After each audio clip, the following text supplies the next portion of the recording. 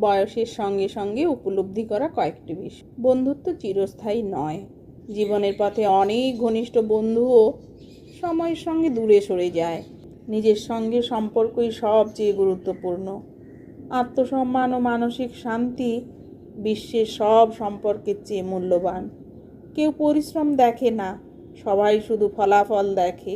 সফল হলে প্রশংসা, ব্যর্থ হলে সমালোচনা। তাই নিজের জন্যই পরিশ্রম করুন। হৃদয়ভঙ্গ, ব্যর্থতা জীবনেরই অংশ। এগুলো এড়ানো নয়, বরং শেখার সুযোগ হিসেবে দেখাই শ্রেয়। বাড়ির মতো আপন কোনো জায়গা নেই। দুনিয়ার যেখানেই যান, মানসিক শান্তির ঠিকানা একটাই, নিজের ঘর। পরিবার ও অর্থই সবচেয়ে বেশি গুরুত্বপূর্ণ। বন্ধু, গ্ল্যামার বা সামাজিক মর্যাদা ক্ষণস্থায়ী, কিন্তু পরিবার ও অর্থ দীর্ঘমেয়াদে আপনাকে আগলে রাখে। বই সত্যিকারের বন্ধু। বই কখনো প্রতারণা করে না, বরং জ্ঞানের আলো দিয়ে পথ দেখায়। শারীরিক ব্যায়াম চাপ কমায়, শুধু ফিটনেসের জন্য নয়, মানসিক প্রশান্তির জন্যও ব্যায়াম জরুরি।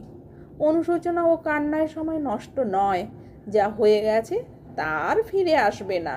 সামনে এগোনোর দিকেই নজর দিন।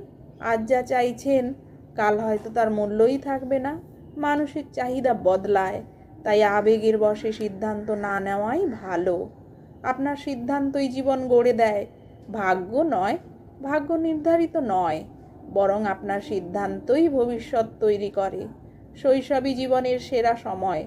দায়িত্বহীন নির্মল আনন্দের সেই দিনগুলো আর কখনোই ফিরে আসে না।